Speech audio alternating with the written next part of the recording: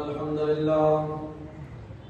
لله نحمده ونستعينه ونستغفره ونعوذ بالله من شرور أنفسنا ومن سيئات أعمالنا. من يهده الله فلا مضل له ومن يضلله فلا هادي له.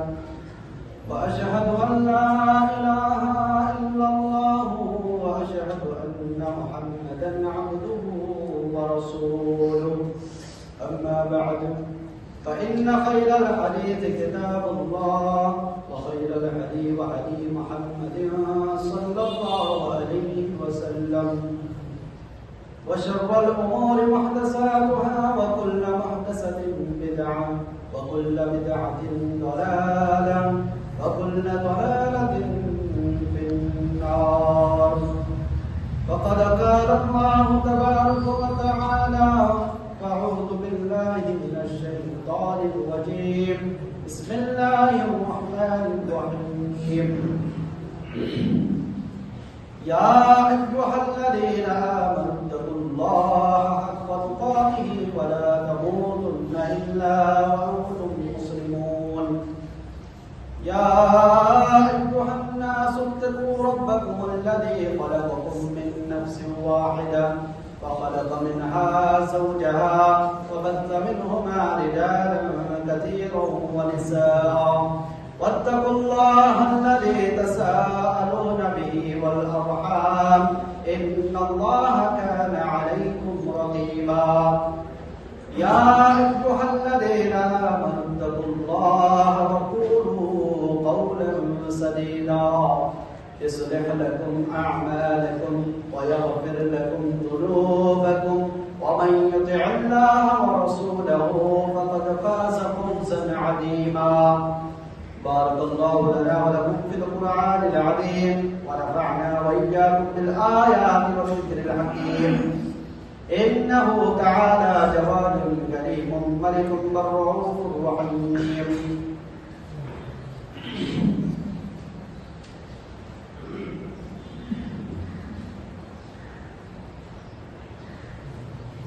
إن الحمد لله وحده والصلاة والسلام على من لا نبي بعده. فقد قال الله تبارك وتعالى: فأعوذ بالله من الشيطان الرجيم. بسم الله الرحمن الرحيم. إنا أنزلناه في ليلة القدر وما أدراك ما ليلة القدر ليلة القدر خير من 1000 شهر. وقال النبي صلى الله عليه وسلم: من يقم ليلة القدر إيمانا واحتسابا غفر له ما تقدم من ذنبه. সর্বপ্রথম আল্লাহ রাব্বুল আলামিনের তারিফ তাওসীফ সিফত সালাম অনুবাদ আলহামদুলিল্লাহ। جناب نبی کریم صلی اللہ علیہ وسلم درود و سلام اللهم صل علیہ اللهم بارک علیہ. محترم সামিন ইনাম, আমি যিটো সময়ত অৱস্থান কৰি আছো, আমি সকলোৱে জ্ঞাত যে এইটো ৰমজান মাহ, ৰমজান মাহৰ দ্বিতীয়টো মাহ। রমজান মাহ সম্পর্কে আমি জ্ঞাত যে রমজান মাহ ইবাদতের মাহ, রমজান মাহ রহমত বরকতের মাহ। এই রমজান মাহত আমার দায়িত্ব হল যে আমি আল্লাহ রাব্বুল আলামিনের ঐক্যত্ব লাভৰ কাৰণে আমি আল্লাহ রাব্বুল আলামিনের বেশি বেশি ইবাদত করব। এইটো আমার দায়িত্ব। আমি আমার গুনাহ ক্ষমা করার কারণে আল্লাহ রাব্বুল আলামিনের ওচৰত বেশি বেশি তওবা কৰিব লাগিব, ক্ষমা খুজিব লাগিব। এইটো আমাৰ দায়িত্ব। কিন্তু এই ৰমজান মাহৰ যেতিয়া শেষৰ 10 দিন আহি যায়, লাষ্টৰ 10 দিন যেতিয়া আহি যায়, আমার দায়িত্বটো আরো বেশি বৃদ্ধি পায়, আমার দায়িত্ব আরো বেশি বাড়ি যায় যে আমি আল্লাহ রাব্বুল আলামিনের এই শেষৰ 10 দিনত বেশি বেশি আৰো বেশি বেশি ইবাদত কৰিব লাগিব।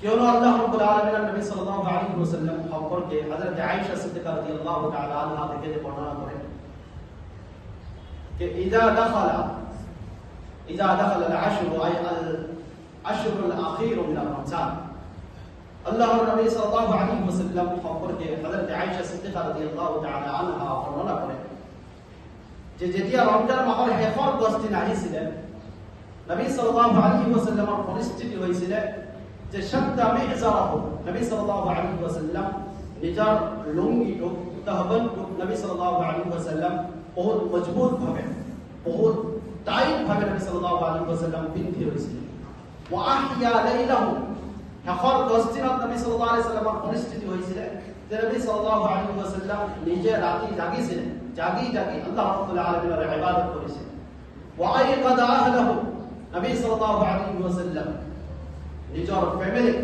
এই শেষৰ 10 দিনত রাতে জগাই দিয়েছিলেন ইহতক আল্লাহ রাব্বুল আলামিনের ইবাদত করার কারণে নবী সাল্লাল্লাহু আলাইহি ওয়াসাল্লাম আদেশ দিয়েছিলেন তো নবী সাল্লাল্লাহু আলাইহি ওয়াসাল্লাম বিশেষভাবে রমজান মাহৰ এই শেষৰ 10 দিনত নবী সাল্লাল্লাহু আলাইহি ওয়াসাল্লাম বেশি গুৰুত্ব দিয়েছিলেন তাৰ বহুত কেইটা কাৰণ আছে কাৰণেৰ ভিতৰত মুখ্য কাৰণ হল লাইলাতুল কদৰ আল্লাহ ৰাব্বুল আলামিন লাইলাতুল কদৰ অৰ্থাৎ কদৰেৰ ৰাতটো আল্লাহ ৰাব্বুল আলামিন এই শেষৰ 10 দিনত আল্লাহ রাব্বুল আলামিন রাখিছে এই কদরের রাতে সম্পর্কে আল্লাহর নবী সাল্লাল্লাহু আলাইহি ওয়াসাল্লামে কয় মাইয়াকুম লাইলাতুল কদরি ঈমান ওয়া ইহতিসাব গফিরা লাহু মা তাকাদ্দামা মিন যামবি যে ব্যক্তি ঈমান আর ইহতিসাবের সৈতে অর্থাৎ ঈমান মানে আল্লাহ রাব্বুল আলামিনক বিশ্বাস কৰিছে নবীক বিশ্বাস কৰিছে কিতাবক বিশ্বাস কৰিছে আখিৰাতক বিশ্বাস কৰিছে তাকদীৰক বিশ্বাস কৰিছে এইবিলাকৰ ওপৰত আপুনি ঈমান আনিছে আৰু তাৰ সৈতে ওয়া ইহতিসাব আপনি আল্লাহ ৰাব্বুল আলামিনৰ ওচৰৰ পৰা সওয়াবৰ আশাত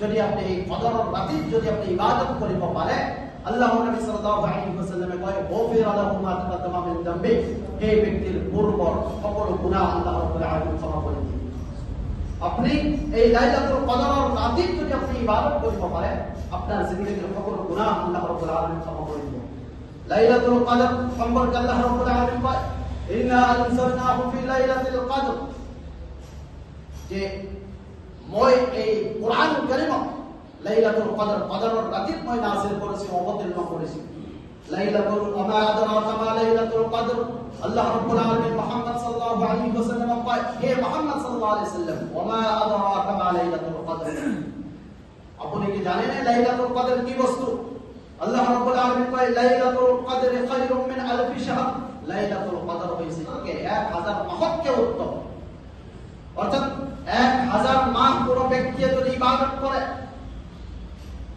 এই 1000 মাস থেকে উত্তম এটা রাতের ইবাদত আল্লাহ রাব্বুল আলামিনের ওপর উত্তম শ্রেষ্ঠ আমি যদি মানুষের বয়স হিসাবে আমি যদি হিসাব করব তেন্তে আমি বলবাম যে বর্তমান এভারেজ হিসাবে মানুষের বয়স হল 60 পর 70 বছর 60 পর 70 বছৰত মানুহৰ মৃত্যু হৈ যায় তো আপনি গোটেই জিন্দেগী যদি আপনি ইবাদত করেন তথাপিও আপনার লাইলাতুল কদরের রাতের ইবাদতকে আপনি বেশি ইবাদত করিব নোৱাৰে কিয়নো আল্লাহ রাব্বুল আলামিন কয় লাইলাতুল কদর খায়রুম মিন আলফি শাহর আল্লাহ রাব্বুল আলামিনের ওসরত লাইলাতুল কদর 1000 মাহর ইবাদতকে উত্তম মানে 1000 মাহ মানে যদি আমি হিসাব করব তেন্তে আমি গম পাম যে প্রায় 83 বছর যদি আমি হিসাব করব যে ইমানখিনি সময় মানে ইবাদতকে আল্লাহ রাব্বুল আলামিনের ওসরত উত্তম লাইলাতুল কদরের রাতে ইবাদত করা কদরের রাতে ইবাদত করা মোহতারাম সাহাবীরা ইকরাম লাইলাতুল কদর সম্পর্কে আমার মাঝে একটা বিভ্রান্তিমূলক কথা হয় যে লাইলাতুল কদর কেবল 27 রাতে হেরা হয় তো আমি যদি হাদিসের ফলে সাউদানে আমি গম পাম হযরত আবু সাঈদ খুদরি রাদিয়াল্লাহু তাআলা আনহু থেকে বর্ণনা করে যে খাতাবানা রাসূলুল্লাহ সাল্লাল্লাহু আলাইহি ওয়াসাল্লাম রাসূল সাল্লাল্লাহু আলাইহি ওয়াসাল্লাম আমার মুখত খুতবা দিলেন বয়ান করলেন কি যে উরিদু লাইলাতুল কদর নবী সাল্লাল্লাহু আলাইহি ওয়াসাল্লাম সাহাবা সকলের সম্মুখত বলে যে মোক লাইলাতুল কদরের রাতি দেখুৱা হৈছিল মই দেখিছিলো নিৰ্দিষ্ট ৰাতিটো মই গম পাইছিলো সুম্মা উনসিতুহা তাৰপিছত আল্লাহৰ নবী সাল্লাল্লাহু আলাইহি ওয়াসাল্লামে কয় যে তাৰপিছত মই পাহৰি গলো মোক পাহৰি দিয়া হ'ল মই পাহৰি গলো নিৰ্দিষ্ট ৰাতিটো তাৰপিছত নবী সাল্লাল্লাহু আলাইহি ওয়াসাল্লাম আমাক জনাই দিয়া ফালতামিসুহা ফিল আশরিল আওয়াখির মিন কুল্লি মুদ্র তোমালোকে এই লাইলাতুল কদরের রাতি তোমালোকে তালাশ করিবা বিচারিবা ফি মিনাল আশরিল আওয়াখির ফি কুল্লি মুদ্র রমজান মাহৰ শেষৰ 10 দিনত বেজুৰ ৰাতিবিলাকত তোমালোকে কদৰ তালাশ কৰিবা, বিচাৰিবা।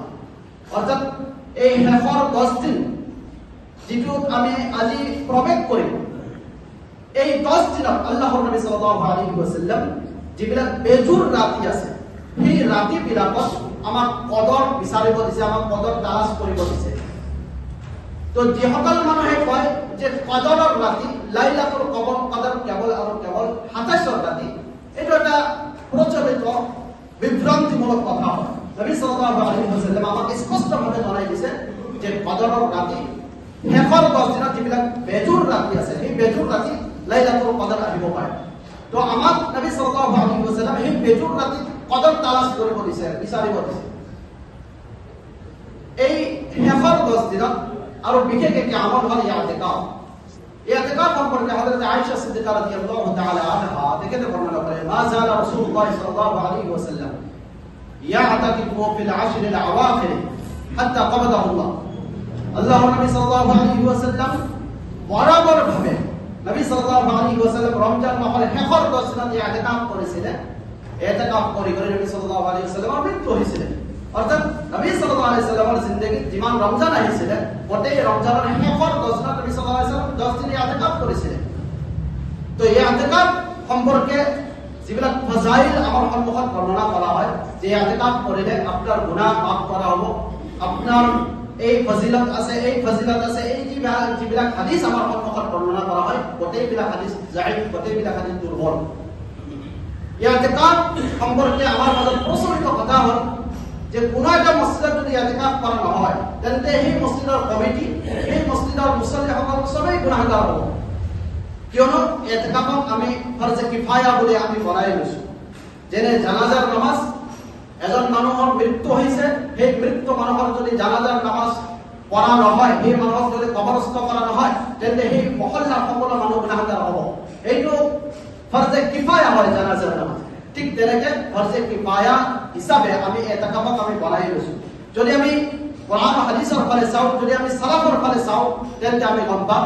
আল্লামা কুরতুবী রাহিমাহুল্লাহ থেকে বর্ণনা করে, আজমাআল উলামাউ আলা আন্নাহু লাইসা বিওয়াজিব, যে উলামা মুহাদ্দিস সকল একমত যে ইতিকাফ বস্তুটো এইটো ওয়াজিব নহয়, ফরজ নহয়, জরুরি নহয়।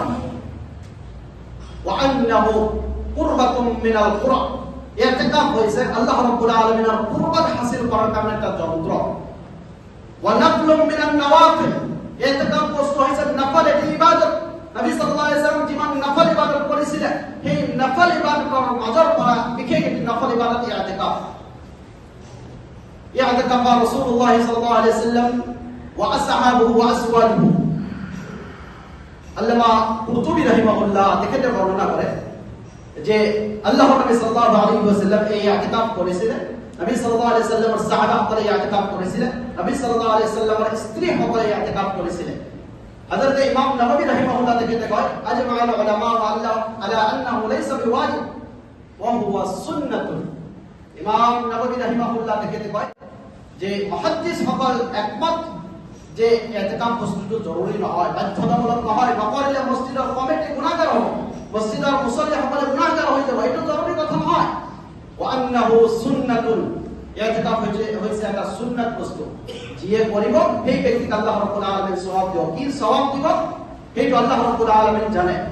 কি সওয়াব দিব ইয়াৰ বিষয়ে যিবিলাক হাদিস বৰ্ণিত আছে, গোটেইকেইটা হাদিস জাইফ হয়।